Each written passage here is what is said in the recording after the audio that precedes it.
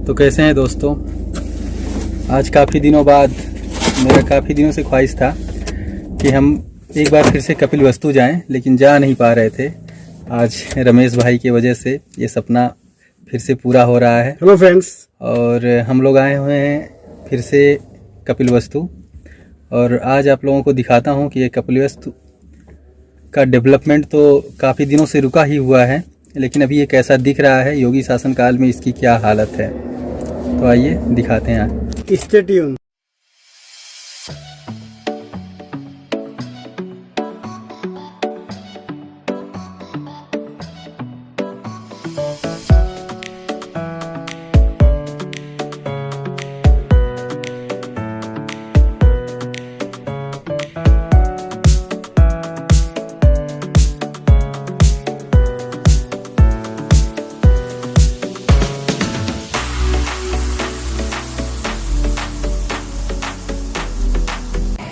Finally हम ticket लेने के बाद एंट्री कर चुके हैं, और एंट्री शुरू होते ही सबको ये दिखेगा।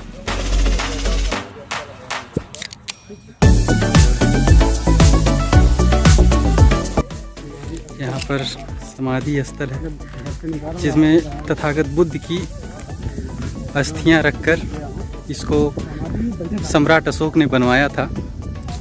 यही वह पार्क है जिसमें गौतम बुद्ध अपने बचपन में खेलने आते थे। हाँ, इसी में खेलते थे। महल तो उनका उधर है। और आपको अच्छे से के बारे में, आज से जब मायावती शासनकाल था तब ये फ्री हुआ करता था। यहाँ पर 1 रुपये भी टिकट नहीं लगता था, लेकिन जब से योगी जी की सरकार आई है, इस पार्क का 25 रुपये पर व्यक्ति टिकट लगा दिया गया है, और डेवलप के नाम पर ठेंगा थमा दिया गया है। ना इसका सही से रख रखाव है, और ना ही इसमें कोई व्यवस्था है, ना कोई सुविधा है। चलते रहिए।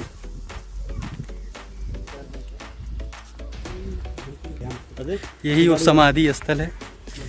इसी के अंदर तथागत बुद्ध की राख को रखकर सम्राट अशोक ने एक बड़ा सा स्तूप बनवाया था, जिसका ज़्यादातर हिस्सा ढह चुका है।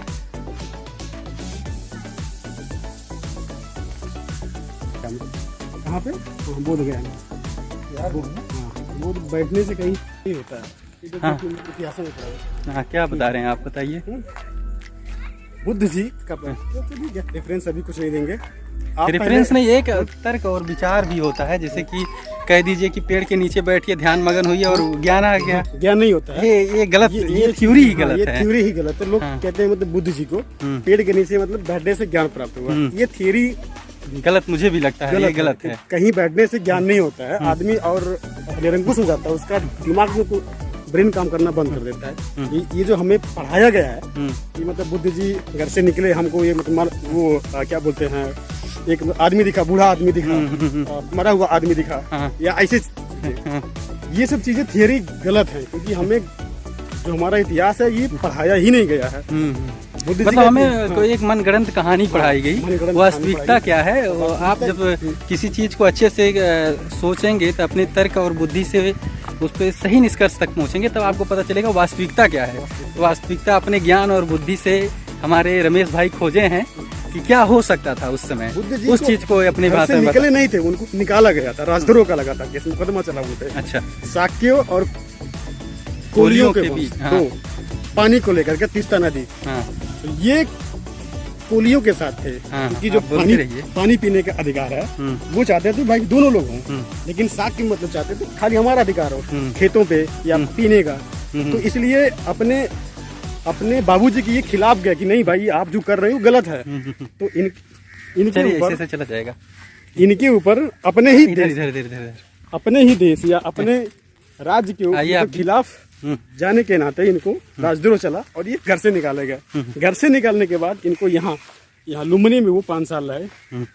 5 साल के बाद उन्हें अपने कुछ पढ़ लेते हैं, शिक्षा प्राप्त कर लेते हैं। वो उनको 5 लोगों ने ज्ञान दिया, लेकिन कुछ समझ में नहीं आया। यहाँ से निकलने के बाद सारनाथ गए, सारनाथ के बाद बोध गया। अच्छा, ये चीज आप बीच में छोड़ दिए कि बुद्ध जी घर से निकले क्यों?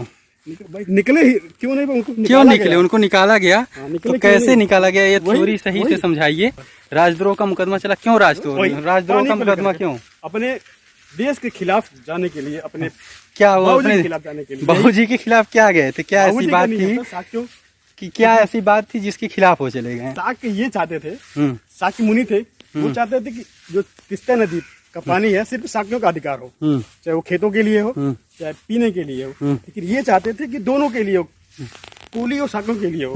तो बस इसी की ये इनका कोलियों क्या? के साथ हाँ है। हाँ हाँ। ये कोलियों के साथ थे भैया, पानी का सबका अधिकार है। तो फिर उनको छोड़ना क्यों पड़ गया? छोड़ना यही पड़ा कि वो खिलाफ गए, इसलिए उनको छोड़ना पड़ गया। छोड़ना नहीं पड़ा, अपने राजा के खिलाफ गए ना। हाँ तो राजा के खिलाफ गए तो इनके ऊपर राजद्रोह का मतलब चला मुकदमा, हाँ। तो इसलिए इनको देश से निकाला गया कि भाई आप देश छोड़ो। नहीं, ऐसा कुछ नहीं है। आप जो बोल रहे हैं एकदम सत्य है, लेकिन उसमें थोड़ा सा आपको थोड़ी सी जानकारी की कमी है, उसको मैं सही कर दे रहा हूँ। दरअसल उस समय जो संविधान था शाक्यों का, वो संविधान ये था कि कोई भी जो निर्णय होता है बहुमत से पास होता है, ठीक है। जब उनकी पंचायत बुलाई जाती थी तो उसमें जिस भी विषय पे बहस होता था, तो जो बहुमत होता था वही सबको मानना होता था, और जो बहुमत के खिलाफ जाएगा उसको सजा मिलती थी। सजा ये था, या तो वो देश को छोड़ दे, जो राज्य था उस राज्य को छोड़ दिए, या तो फिर वो जो है खुद मर जाए, आत्महत्या कर ले, या तो फिर लड़ाई करे, ठीक, या तो फिर लड़ाई करे। अब सवाल यहाँ आके फंसा कि गौतम बुद्ध कायर तो थे नहीं कि वो आत्महत्या कर लें, और वो शांति प्रिय इंसान थे, तो युद्ध भी नहीं कर सकते थे। अब उनके पास मात्र एक ऑप्शन बचा था, देश छोड़ना। और उन्होंने देश छोड़ा और फिर बोले कि मैं वापस आऊंगा, मैं इस देश में फिर वापस आऊंगा। लेकिन कब वापस आऊंगा? जब ये जो विवाद है, उस नदी के बंटवारे का जब मैं हल ढूंढ लूंगा, पानी के बंटवारे का जब मैं हल ढूंढ लूंगा, तब मैं इस राज्य में प्रवेश करूंगा।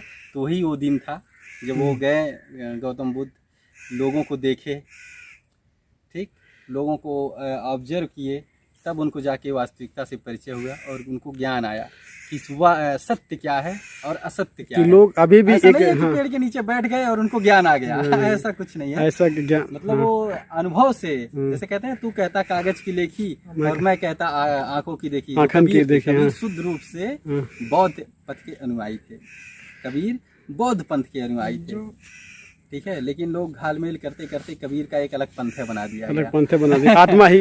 आत्मा ही परमात्मा है। तो जो वो बात था, तो आंखों की देखी, उन्होंने अपने आंखों से तमाम चीजों को घूमा टहरा, यहाँ से बिहार के गया तक पहुँचे, वहाँ पर लोगों को ऑब्जर्व किया और वास्तविकता से। तो लोग बोलते हैं कि उनको पहला ज्ञान कैसे मिला? पहला ज्ञान ये मिला, पेड़ के नीचे बैठ के जो है वो तपस्या कर रहे हैं, पता चला शरीर सूख गया, मरने के कगार पे आ गए, तो नदी में जो है नहाए, नहा के निकले एकदम, नहीं नहाए कहाँ, नदी के किनारे गए और देखें कि एकदम मरने के कगार पे हैं। तो जो थी, क्या था, सुजाता खूब खीर चढ़ाने लाती थी, तो उसको लगा कि खीर इनको खिलाना चाहिए। खीर को गौतम बुद्ध खाए, शरीर में थोड़ा सा एनर्जी आया, तब उनको पहला ज्ञान मिला कि बिना पेट चारा के, मतलब कि पहले आत्मा तब परमात्मा। मतलब जब कोई भी ज्ञान जो है, कोई भी ज्ञान अपने बॉडी के अंदर जाएगा नहीं जब तक पेट में कुछ भरा ना हो। इसलिए हम जब पढ़ने जाते थे यार, तो गाँव के अगल बगल के लोग, जो हम बीफार्मा करने गए, तो कहते थे भैया देखिए खाने पे विशेष ध्यान दीजिएगा, खाओगे नहीं तो पढ़ोगे क्या, कैसे। ये तो, कहानी मतलब बुद्धिजीवी भी नहीं, पुराना ये रीत है कि खाओगे नहीं तो पढ़ोगे क्या, अगर पेट में कुछ रहेगा नहीं तो आपको ज्ञान कहाँ से मिलेगा। बुद्ध जी के साथ भी एक ऐसी मतलब हुआ, क्योंकि मतलब बुद्ध जी के अनुयायी बौद्ध भिक्षु, एक थोड़ा सा मैं इस पे बोलूंगा, क्योंकि बुद्ध जी के जो वो अनुयायी थे, तो वो सब लोग ज्ञान दे रहे थे कहीं, 100-200 लोग मिलके सुन रहे थे, तो उसमें एक आदमी नहीं सुन रहा था, तो बौद्ध भिक्षुओं को लगा यार 100 लोग सुन रहे हैं, एक आदमी नहीं सुन रहा, ऐसा क्या कारण हुआ? ये हमारी भाषा नहीं समझ पा रहा है, या कि हमारी भाषा में दम नहीं है, या हमारी बातों में दम नहीं है। तो उस आदमी को लेके गए बुद्ध जी के पास, तो मतलब बुद्ध जी उसे बहुत प्यार से देखे, और देखने के बाद कहा कि पहले इस आदमी को पहले खाना दो भाई, खाना दो पहले, मतलब भूखा है। जब पेट में कुछ रहेगा तब ज्ञान की बातें सुनने में और कहने में भी मतलब अच्छा लगती है। तो पहले यही है कि पहले आदमी अपने सेहत पे ध्यान दे, तब उसे ज्ञान की बातें अच्छी भी लगती हैं। तो वहीं से निकलने के बाद श्रावस्ती के बाद सारनाथ, क्योंकि बुद्ध जी 45 साल पैदल चले, 45 साल का अनुभव उनके पास था। 45 साल में जिन लोगों से उन्होंने मिला, उनसे बातें की, मतलब उस जमाने में भी यही था जो आज चल रहा है, भेदभाव, ऊंच नीच वाली। तो ये दूर करते करते उनको ज्ञान हुआ कि भैया सब यही है, इनको दूर करना है। और इनको दूर करने के लिए एक अगर सूत्र में बांधना है तो एक अलग माला बनानी पड़ेगी, जिससे बौद्ध वो चला, बुद्धि का धर्म बना। विवेक का इस्तेमाल करो। अच्छा चलिए आइए, गौतम बुद्ध को जो है कितने 26 साल में कि 28 साल में घर का त्याग किए, 27 साल में, और उनको ज्ञान 38 या कुछ सालों में आई। 38 तो इससे एक बात मेरे दिमाग में आ गई, आज की जो वास्तविक राजनीति चल रही है, बहुजनों की जिसे राजनीति हम कहते हैं, इसमें दो फ्रंट है। एक युवा लोग बड़ा चंद्रशेखर कर रहे हैं, दलित समुदाय खास तौर से, और कुछ जो बहुजन विचारधारा के लोग हैं बहुत चंद्रशेखर कर रहे हैं।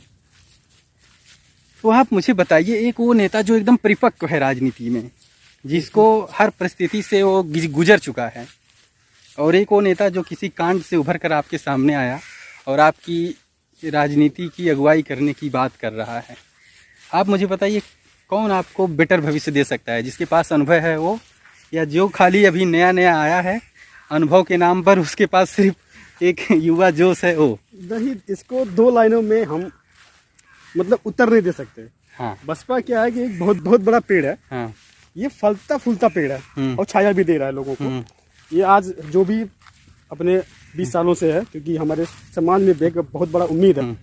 अब हम लोग बसपा को काट करके, एक पेड़ को काट करके जो फलता फूलता है, फल भी दे रहा है, छाया भी दे रहा है, काट करके अगर एक आजाद समाज पार्टी जैसे चंद्रशेखर भाई, तो अगर हम लोग मतलब आगे कर रहे हैं, तो हो सकता है कि आने वाले सालों में काम करेगा कि नहीं करेगा भाई, है कि नहीं?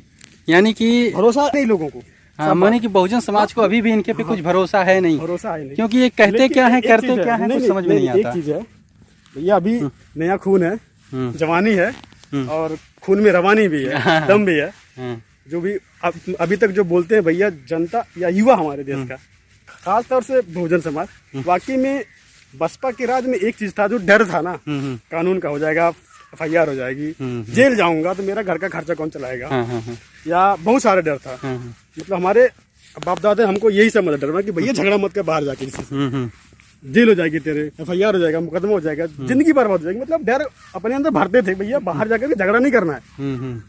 चंद्रशेखर ने एक चीज काम किया, मैं मानता हूँ, चाहे मैं उसे वोट दूं या ना दूं, डर की भावना बहुत निकाल दिया। भाई लड़ जा, भिड़ जा, मर जा भाई।